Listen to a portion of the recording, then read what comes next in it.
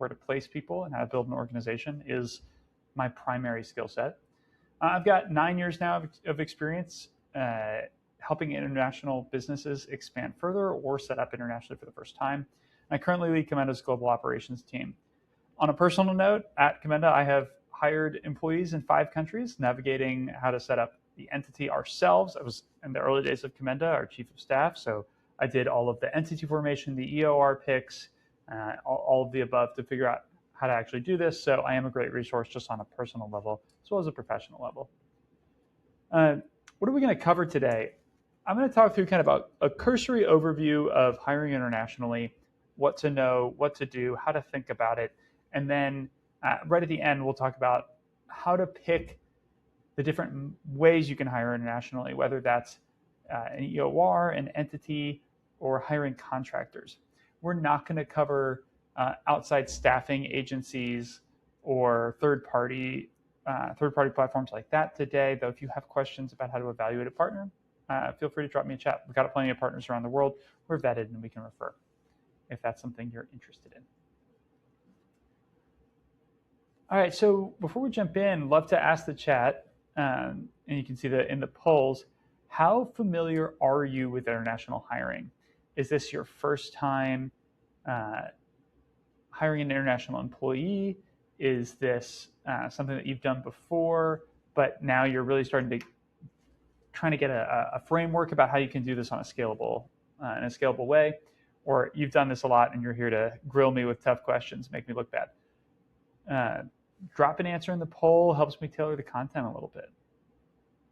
Nice, so it looks like we've got some first-time international hire.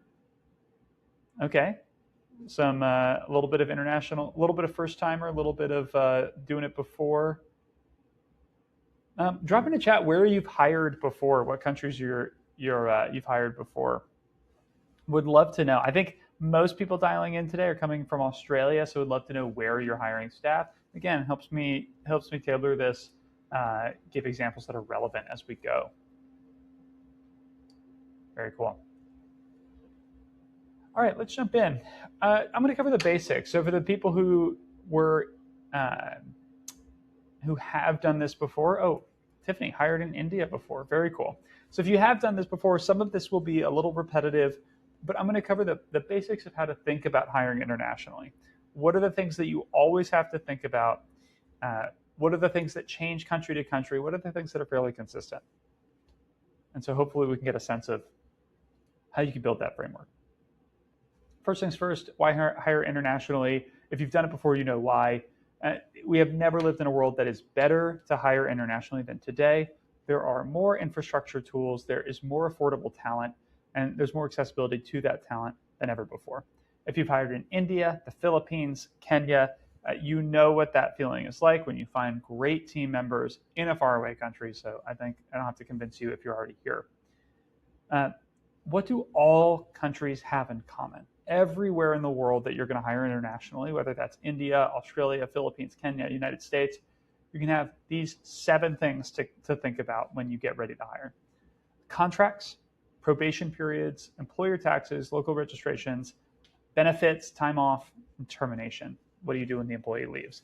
If you cover these bases and you have a plan when you go into a new market to cover these 7 things, you're going to be in good shape. So I'm not going to cover contracts in too much detail today, but every country is unique in how it handles contracts. Some, like the United States, they can be quite vague. In many cases, a sticky note that says you're hired can suffice as a contract. In some places like India, they have to be very specific down to the most minute detail of employment. But first I want to cover probation periods. As I believe everybody's calling in from Australia, you should be familiar with a probation period. It's a fairly common thing in employment agreements, but it is universal to everywhere, basically but the United States, which has a unique at-will employment structure. But when you go to bring on your first employee, the very first thing you want to think about is what happens if this doesn't go well. And so in countries like India and Estonia, there is not a concept of at-will employment. So you must guarantee employment for a certain period of time. once the person has served out a probation period. A probation period is that introductory phase of a new hire where they can leave without any notice to you, and you can fire them without any notice to try out whether or not they're going to be suitable for your organization. They can last anywhere from 3 to 6 months. In India, a 6-month probationary period is very standard. It's very aggressive against the employee, but that's because labor law in India is very favorable to an employee once you've exited your probation period. So it can be very hard to dismiss someone. In other countries like Estonia, it can be quite short. It is statutory, so 90 days, standard and statutory. But once that person has crossed 90 days, you're stuck with them. As I mentioned, they are really impactful for termination. So if you're going to part ways with an employee who has passed their probation period, it can be quite complicated, and there are usually pretty strict regulations in most countries on earth that govern that. A note on documentation.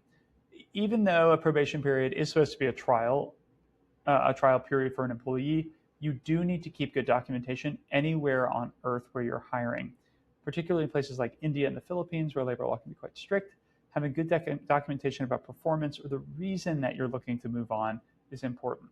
It might not come up right when the termination happens, but it can come up sometime down the road, especially if you have a high turnover business like a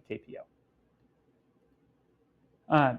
Cost of company fundamentals. This is the next big thing that trips up every business that goes international and hires. If you've done it before, you'll recognize this. The salary is only the beginning. This is true whether you're in Australia, the United States, or India. Salary is only the beginning, and it's the only thing an employee will ask about to start. But you need to think about Social Security, pension, healthcare, unemployment insurance, workers' comp or risk funds, payroll taxes, and so on and so forth. In many countries, the cost to company can be 10%, 20%, 30% on top of salary. In places like most of Europe, it can go as high as 50% above salary. In Brazil, it can be as high as 60% above salary for reasons including the 13-month salary, the 13-month payroll. So places like Brazil and Malaysia have a 13-month, and the Philippines have a 13-month payroll system where you have to pay an extra month every year. So that is something to consider when you're getting ready to hire, understanding what your cost to company is before you set your budget for that first hire, and understanding that you're going to be stuck with that person. Those two things. You have this very expensive person that you might be stuck with. So understand that before you make that first hire. A little bit about time off and leave entitlements. This, again, varies extremely highly from country to country, but it's one of those things that if you didn't know, for example, hiring in Sweden going in, that there are 480 days of parental leave as an entitlement, a job-protected entitlement, and most of that comes with pay, you could end up in a tough position. Paid time off, generally speaking, most countries have some statutory paid time off. The United States, interestingly, again, is not one of them. So there is a cultural norm around paid time off, but no statutory requirement. Sick leave is usually broken out differently in whether that's in Australia or the Philippines. Sick leave is typically broken out as a statutory separate section of leave that comes with a schedule for how it's paid out and when it's paid out and how it's accrued. There's usually a mandatory minimum with job protection that extends much beyond that mandatory minimum. Public holidays are another big thing to consider. If you're weighing India and the Philippines as two places that you might want to build a back office, for example, understanding that India has somewhere between 35 and 40 public holidays. The reason it varies is because India is quite regional. It's very important. If close to 12% of your annual calendar is public holidays. When you make that up for working days, it's closer to 20% of working days in India are given off at the national level if somebody takes every day. So it's something to be aware of before you start building a time off structure, before you build your company calendar, understanding what days are normal, what days your employees take, especially if you're working at a diverse place like India. Maternity leave I already discussed with Sweden and most of the Nordics and a lot of Europe, where you have paid leave that's statutory and granted to a parent, usually mother, but oftentimes paternal leave is mandated as well, particularly in the Nordics. That can last for quite a long time. It can be paid for quite a long time, and job protection usually carries for a significant period thereafter. So you may need to think about, if you hire in Sweden, you may need to think about bringing in temporary work to support any parents who are taking time off. And it's something to consider before you enter Sweden in general. Last thing I'll cover in this section, ending employment legally and fairly. Understanding how to terminate someone is the last thing in your checklist before you decide where you're going to hire internationally. This can be true for contractors, it can be true on an EOR, and it can be true on an entity. These rules don't change necessarily because of how you hired someone. Most countries on Earth require just cause, except the United States. Again, it's kind of this oddball for hiring, which is one of the reasons it's a competitive talent market. But most countries on Earth will require you to have a good reason to let somebody go. That can be they don't fit here anymore, they aren't performing their duties, or we're downsizing. But you do need to provide a reason, and in the event of an audit or a response or a lawsuit from the employee or a government agency, you have to have that ready. It has to be well documented at the time of termination. Many countries also will have notice periods, so it's not sufficient just to have a good reason, but you have to give some kind of notice period or garden leave. So the UK has a concept of garden leave where you might have 30 days paid always, where post turning in the laptop, you are still an employee for some number of days. Germany has a statutory tenure-based termination notice period, which could be 4 weeks to 7 months, depending on how long the employee has been with you. That's just the notice period, so they will still be legally employed, and you can still ask the employee to perform their basic tasks, which can be awkward but is important. And then Philippines, somebody mentioned, that's 30 days standard. Severance pay is also required in most places around the world. If you come from a system that doesn't require severance, it's something that you should be prepared for. After that probation period ends, you usually will owe some amount of severance. Australia has 16 weeks, for example. You may be familiar with that if you're calling in from there. Israel, 8 1/3% of annual salary per year of service, which can add up quite quickly. If you plan for a long-term engagement in a country, you plan a long-term office, understanding that 4 years of an employee will actually cost you close to 1/3 of their annual salary when they leave, if they're not performing, will definitely impact how you structure that compensation, how you think about how you're going to hire that person. So I'll pause here and see if there are any questions.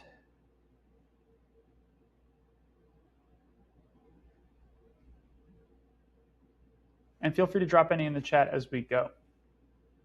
Okay, so let's take a minute to talk about worker classification. If you've hired before, I think this is the number one thing that will trip up international business owners, international HR teams, finance teams, is worker classification. I've heard the story so many times. I've hired 3 people in the Philippines as contractors, 4 years ago, and they've been working for me the whole time. I bought them their laptops, I pay for an office, I bought them all their computer equipment, and I dictate their schedule. That's not a contractor. That's an employee. And in places like the Philippines and India and the UK, that can come with significant penalties in the event of an employee dispute or an audit. Most countries will not happen to catch you, but if you get caught, it can lead to back taxes, penalties, and fines. But let's get into it. So what is worker classification? Worker classification is very simply how a business decides whether someone is an employee or a contractor based on local labor laws. So it is a business decision at the end of the day. But it is up to your business to interpret whichever jurisdiction's laws apply in this situation. Worker classification is squishy. A contractor who bought their laptop but you don't dictate where they work, for example, falls in a gray area. So it is up to you to decide how much risk you want to tolerate in your hiring. Now, why does it matter? In most markets, it will dictate employment rights, so how you get terminated, whether or not you get severance, what kind of healthcare you get. It may, if you get it wrong, impact your business quite negatively financially, as I mentioned. Penalties, back taxes with fees, and reputational harm. It can become harder to hire if you're misclassifying workers. Rules vary extremely highly by country, and there are a lot of services out there that will tell you certain solutions work everywhere. That's not true. Particularly in the EOR space, you need to be careful. Some countries specifically say that EORs are contractor arrangements, even if you are deciding that they're a full-time arrangement. That might be illegal in your context. So when does it matter? You should need to think about worker classification when you are deciding whether and how you're going to hire. If you're going to do an entity, an EOR, or a contractor, you need to think about worker classification risk. If you leave today's webinar with nothing else on your mind, it should be worker classification risk. 6 tests that you can use to apply. So control payment tools, exclusivity, benefits, and termination. Basically, if you control how your employees get work done and where work is done, they're probably an employee. If you are paying them regularly on a cadence with salary and with benefits, whether that's hourly or whether that's on a monthly basis, but it's a consistent pay schedule, it's a good indicator that that's an employee. If the tools they use, like their computer or their headset, are provided by you as the employer, it's a good sign they're an employee. If you're offering them statutory leave, like paid time off, sick leave, or public holidays, it's a good sign that they are an employee. And lastly, if they are protected by any kind of notice period in their country, you need to treat them like an employee. The inverse is true for contractors. Someone who shows up when they want to show up, who is paid per task or sets their own rates for certain work, uses their own computer, has multiple clients as opposed to working just for you, doesn't receive benefits from your company, and their employment agreement ends at the end of their contract, you're good to go. That's a contractor. Jocelyn, that's a great question. Can they still be a contractor and work for you full time? The answer is literally yes. Somebody can be a contractor and work for you full time. However, the structure of that agreement has to be done right. So if you have an agreement with a contractor that says, this individual cannot work for anybody else, they need to spend a full 40 to 60 hours a week working for me, that's an indicator that they're actually probably an employee. Now, if you say, I have project work that is available for contractors, and I bid it out to a contractor, and that work is available in the amount of 40 hours per week, that might be a contractor if you have one person who's doing it all the time. But it really depends how that work is structured. If they look like an employee and you treat them like an employee, odds are they're an employee. There's not a lot of loopholes here, especially when you run into an actual audit or if you run into a complaint in that department. Let me know if you have any other questions. That was a great question. So as I mentioned, misclassifying workers comes with pretty significant risk. Fines and back taxes. So I know in the Philippines, the way it works typically, let's say you have 10 contractors in the Philippines. You've given them their laptops, you've given them their daily schedule, and they're paid monthly. Well, that's really an employee. If they work for you for 3 years, and let's say your total payroll exposure is $100,000 Australian, 3 years where you're not paying employee benefits, your cost to company is that contractor cost, you're not paying employee benefits, you're not paying employee taxes, that might be 3 years at times 20%. You may be looking at 60,000 Australian dollars in back taxes and back benefits when you consider that cost to company if something happens. If an employee complains, if the tax authority comes a knocking, you may owe quite a lot of money to both your employees and to the tax authority. You might ask, when does this actually happen? It has happened many times in many countries, but the Philippines are a particular place where this occurs, where someone who works for you, someone on your team, gets wise to the fact that they could get pretty substantial payout and benefits if they realize that they have been misclassified. Our team of experts in the Philippines tell me this all the time when we bring clients into the Philippines. It's one of the most common things that they work on. an employee realizes that they can get a big payday in benefits if they report their employer. Usually happens during some kind of employment dispute, but 20% over the last few years or something like that may be due. So keep that in mind. Another major thing to consider, and this is something that's often neglected by international businesses and especially businesses who use an EOR, loss of IP and contractor agreements. If you are not in full control over your IP because you're working with contractors where IP is not properly assigned, you can lose it in an employment dispute. This is something that's very true of EORs. If you have employees working for you for an EOR, their output is technically owned by the EOR or by the employee themselves. If you don't have a direct agreement with the employee that assigns intellectual property, you may lose it in time. If you are a private equity-backed or a venture-backed company, it's especially true during a liquidity event. A later stage private equity or venture-backed company doing diligence for liquidity, this will come up. It does come up all the time, whether or not you own the IP produced by a foreign workforce. If you have Indian employees, for example, who are primarily engineers and they are building your software as contractors and you don't have IP assignment, there's a good chance that could jeopardize funding. It's a good chance it could jeopardize your business. Last thing to note, I mentioned it before, government audits, they happen all the time. So it's something to be aware of. You can get audited for payroll violations. Now it looks like we got a note from Ivan. Looks like everybody knows about the Pascal Fair Work case as an example of what can happen if you hire direct and don't use a provider in the Philippines to ensure that it's done right. Ivan, that's a great call out. I should actually probably add a slide about that case as a good case study. Thank you for that. Global employment costs. This is the next big question that we ask. What are all the components to think about when you're budgeting for a role internationally? Four main buckets that I'll identify. Statutory contributions. So what does the government require you to contribute to whatever on behalf of the employee? This could be Social Security. It could be a pension scheme. It could be healthcare. Labor protections.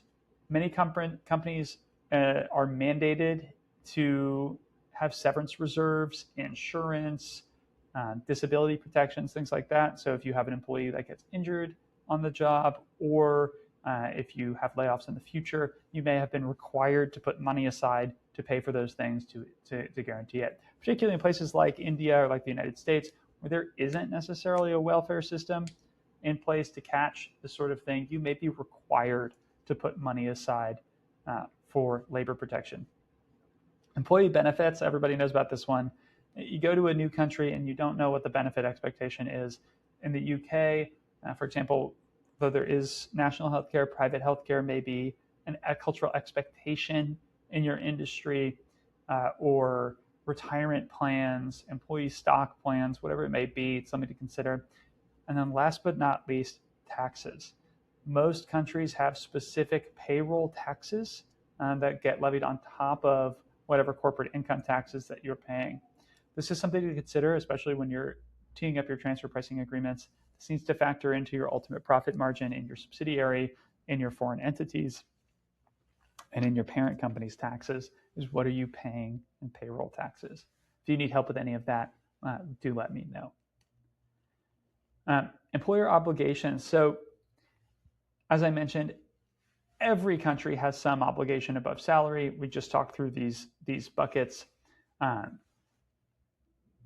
I just wanted to show it can range quite a lot.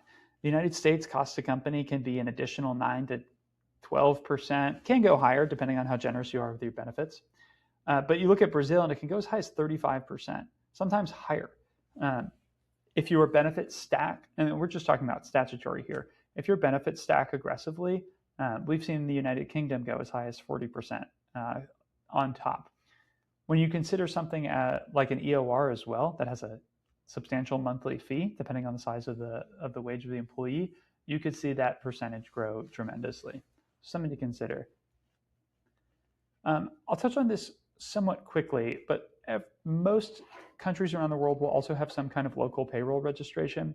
So unfortunately, it's not as simple as walking into a new country like the United States or the Philippines, saying you're hired, here's a contract, here are your benefits, I'm set up in payroll software, good to go, I'm going to pay my taxes.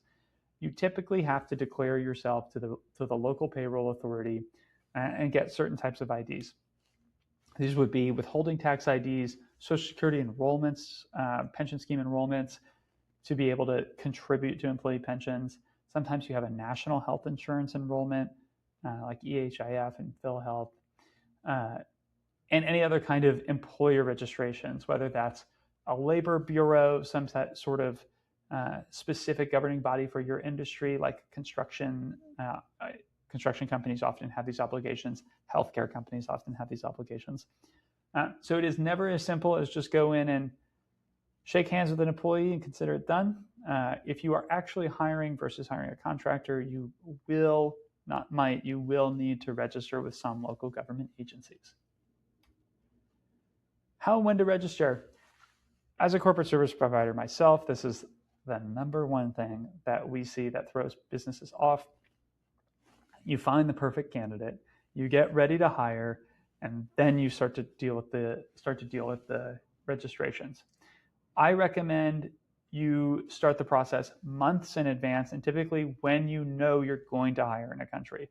Now, I know that's not always possible. Sometimes you're looking around the world for a perfect talent. Once you find them, you figure it out later. And if you can have an arrangement with your employee that says, work for me as a contractor while we sort this out, or work with me under an EOR while we sort this out, that's totally fine. It's fairly commonplace, but you want to keep that limited.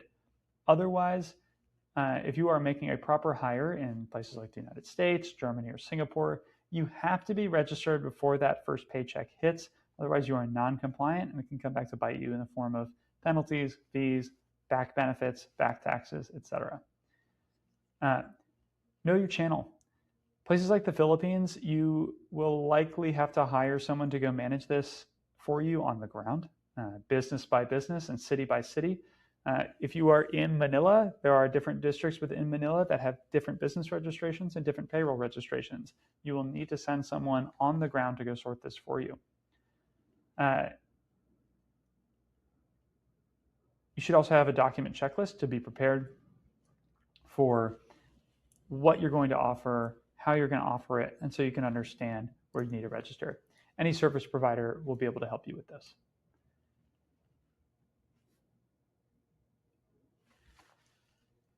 When you're getting ready to do local registrations, there's a handful of triggers that you should be aware of.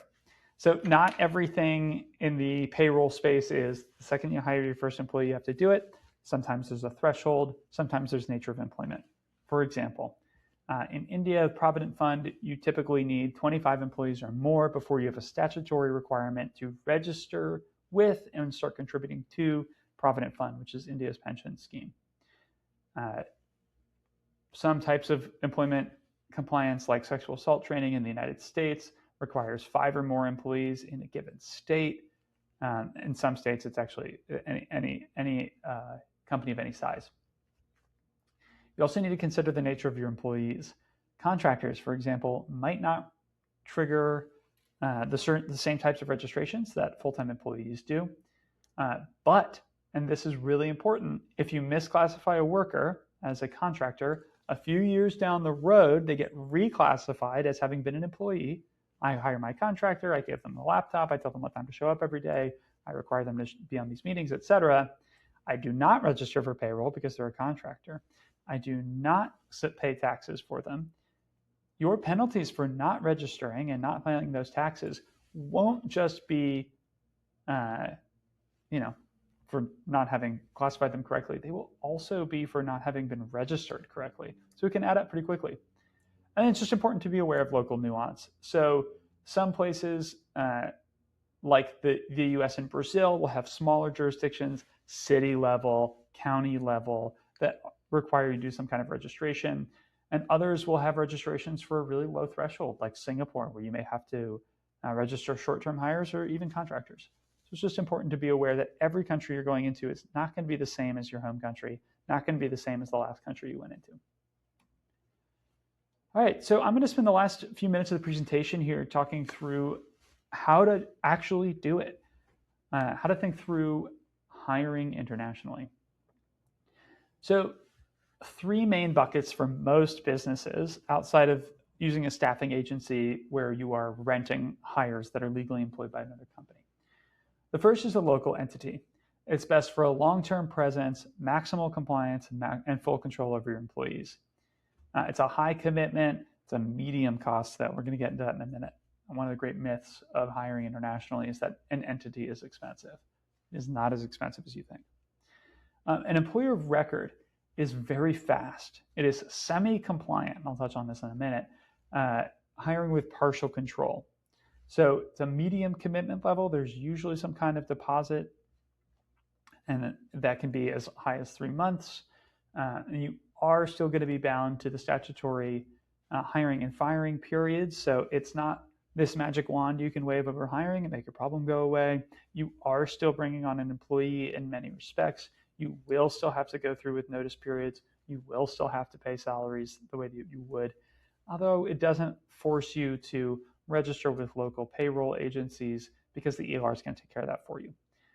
It is also a very expensive option, usually best for short-term small engagements where the cost of it outweighs the inconvenience of setting up an entity.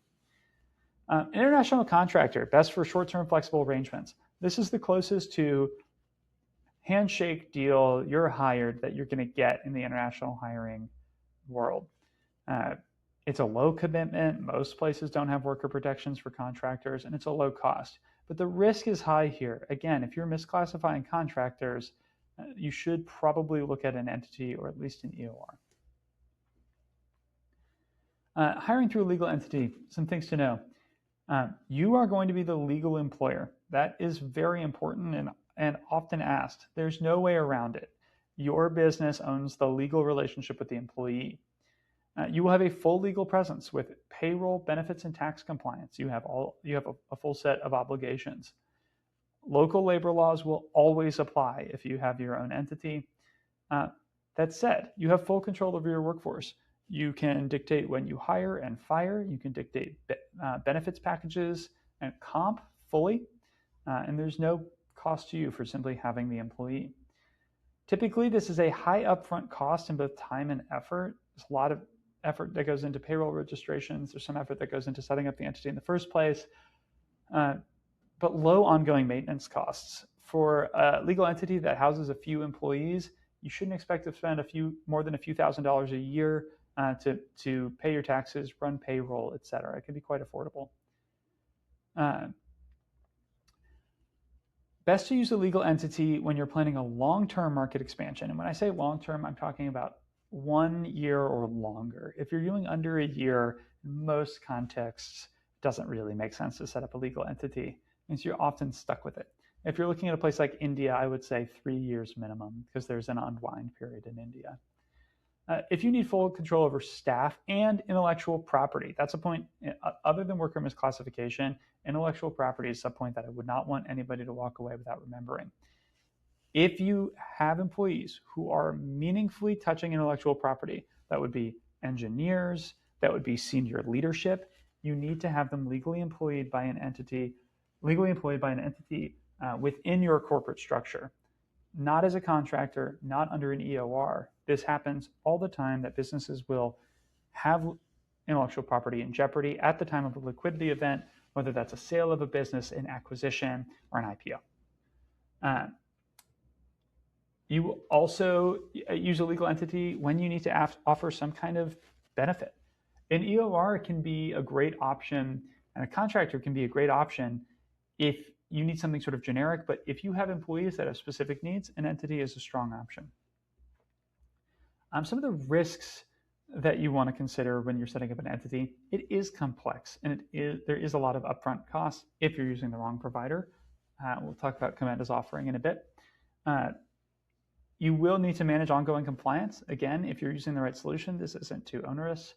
And there is some administrative overhead, so you do have cost that you should be aware of: cost to company, cost of payroll registrations, taxes, transfer pricing. But again, when you compare that with an EOR, it really isn't that bad. You do also have high exposure to employment disputes. So you don't have anybody between you and your employees the way you would with an EOR. So something to consider. that if there's an employment dispute, you are on the hook for it. It can also be overkill for short-term need. Looks like we've got a couple questions come in. So what if I use an Australian-based agency that I pay a monthly retainer to provide my business regular consulting services? Contractor reports to our internal managers, but the agency arranges payment to the independent contractors. Is that type of arrangement compliant? So this is what I talk about when I'm referencing a KPO. So if you have a knowledge processing organization or a placement agency where you are paying a contractor that is a staffing agency for their services, which is sort of rent an employee, totally compliant option. Those employees don't work for you. They work for a company. That company is taking your direction as to how to direct those employees. So any kind of management consulting firm, any kind of temporary staffing agency would work this way, where technically there's an engagement lead that's directing the employees, even though practically it's you or your team who's managing the staff. They have a manager back at head office, somebody that they report to keep that relationship clean. So that can be a very compliant option. Totally depends on what country they're hired in, though. So if this Australian-based agency is giving you contractors in India and you are supplying those contractors laptops and you're supplying those contractors with any kind of benefit, or like if they get access to your employee benefits, which sometimes consultants will, right? They're accessing the snack fridge, or they get the company Netflix subscription as a benefit. Now you start to enter into a gray area. But typically a consulting firm or staffing agency, you're going to be in the clear. Another thing to consider when setting up a local entity is requirements which can add costs, stat reporting costs, annual audit. Yeah, that is a great point. And this is where Commenda comes into this a little bit. Spoiler alert, we do have a slide at the end to self-promote, all about getting the info out there, but Commenda has built an AI solution to set up and manage legal entities. I'm always going to be pro entity. But you're right. An entity can come with a lot of additional costs, and understanding exactly what you're getting yourself in for, not just the payroll costs, but also the entity costs, is quite important. In India, you do have a statutory audit, for example, where you need to report every year. In India, you have required transfer pricing. You can't be non-compliant. There's no way to avoid it. Those costs can add up. However, they are a lot cheaper than an EOR, which we'll talk about now. So EORs are fantastic. We work with a lot of EORs, and we refer EORs a lot of business. They are, what is it in the first place? An employer of record is a third-party organization that legally employs workers on your behalf. It is different from a staffing agency because the contract that you sign with an EOR says that those employees receive their day-to-day direction from you, not from their managers back at head office, from you, the employer. This is what puts an EOR in a gray area. They technically work for someone else, but you're providing their computer, you're providing their schedule, you're providing them their daily tasks, they're getting access to your benefits. Kind of sounds like a worker misclassification adjacent because they don't actually work for you. That's a very important point. So this varies country by country, and this is where that IP question comes in. If the employee doesn't actually work for you, then you have an IP issue. And if that employee feels that they should own the IP, I have a much stronger case if they were under an EOR. But I digress. Main features, they handle everything for you in the background. You don't have to think about the payroll registrations or the entity or the compliance. They're going to do all of that. It's a fast onboarding, typically 1 to 4 business days. Some providers claim same day, but it's not really same day. You can hire without setting up a legal entity, as I mentioned. You don't have to deal with anything in terms of a legal dispute with the employee because there is that layer between you and the employee. They never worked for you if it doesn't go right, and they also never worked for you if it goes wrong. So there are two sides to that coin. Best to use it when you're testing a new market. You want to bring on 1 to 5 employees and try things out. Or if you just want to avoid the bureaucracy. If you're hiring in India and you're loaded with cash and you don't want to think about it, EOR can be a good solution. Risks. Some countries like the UK and Australia are very strict with EORs. You're at a high audit risk. You're at a high worker misclassification risk. Some places like Spain and EOR is outright illegal, however unenforced. If the legislature in Spain ever decides to enforce that law, no, you're in trouble. The other thing is that it does add a layer between you and your team. Again, this separation comes not just with IP and work risks, but also company culture. They're one step outside of the company. They're not receiving that paycheck in your name. You have a little less control over company culture and payroll and things like that. So something to consider with bringing your employees actually into the company and making them part of your organization. Hiring international contractors, last one we'll run through, and then we'll talk kind of the costs and how to think about that. Beautiful thing, low overhead, no local entity required. It's your workers will invoice you for services, and that's an important part of contractors. They will invoice you for services. They'll manage their own taxes, so you're not paying any employer taxes. They will remit those on their own when they file their personal taxes. Fast onboarding. You can sign a contract with a contractor, get them onboarded to whatever systems you need, and get running with it.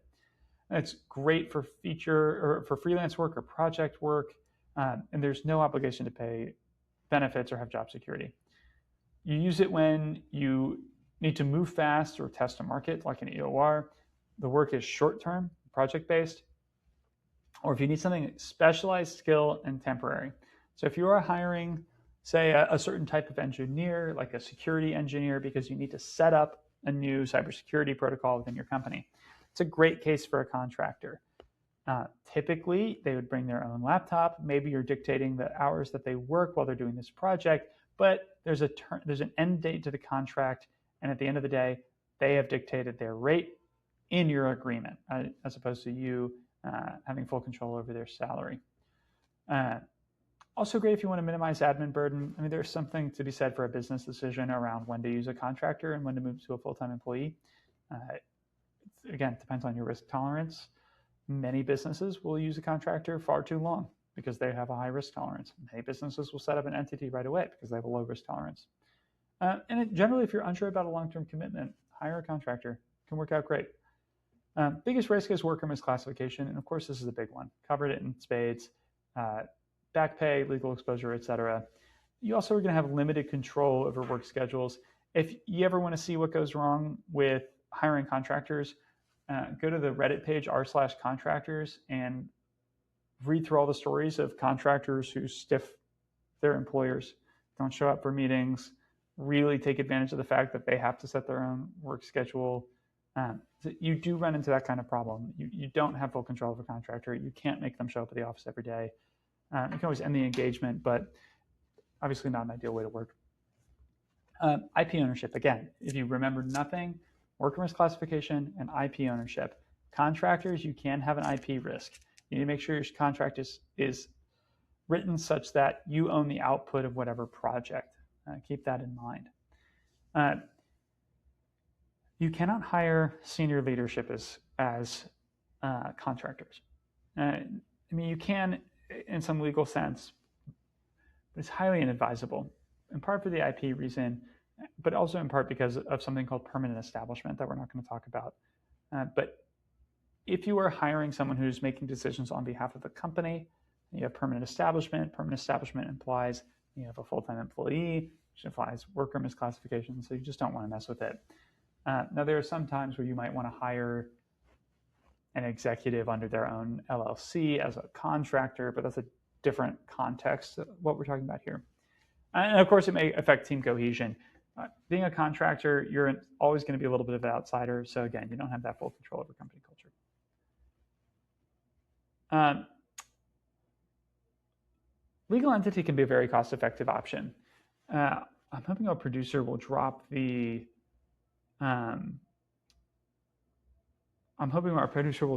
our entity versus EOR calculator in the chat here. Here we go. A local entity is often advertised as something that's quite expensive.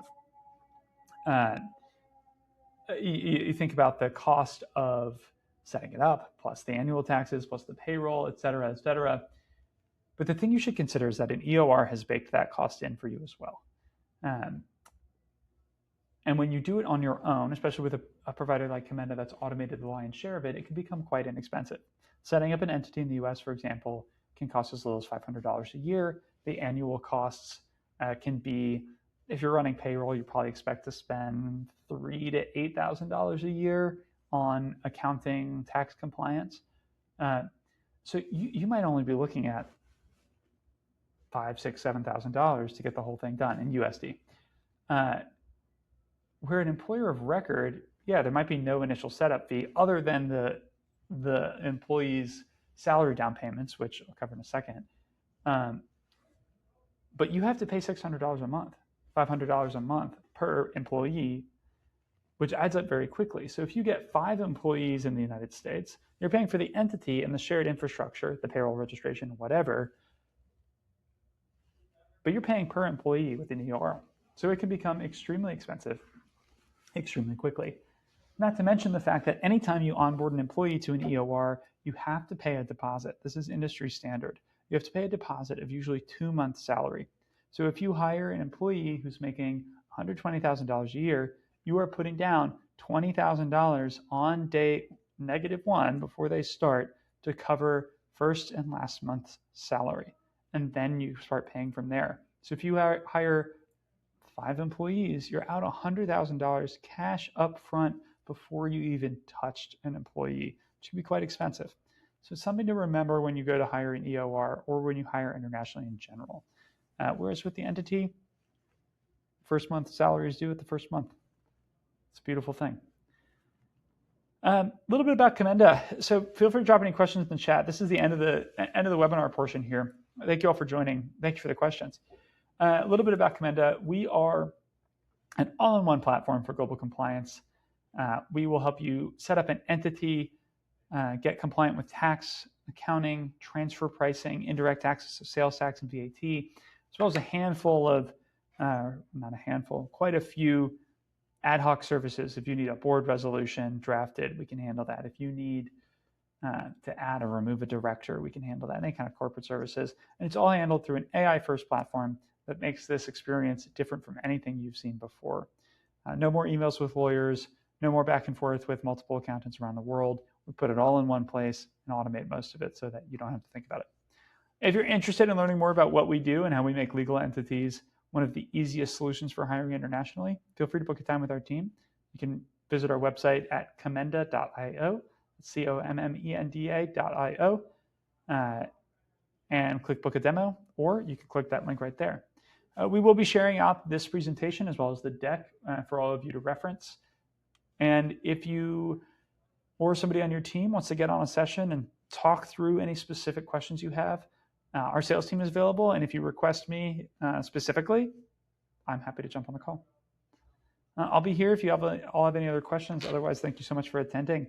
And take a look at our other webinars around the world. Actually, I think we have a really great one tomorrow on transfer pricing. So if you are thinking about international business, take a look at our transfer pricing webinar. I can't remember if it's at a good time for Australia, but it might be. If it is, you should attend. Thanks, everybody.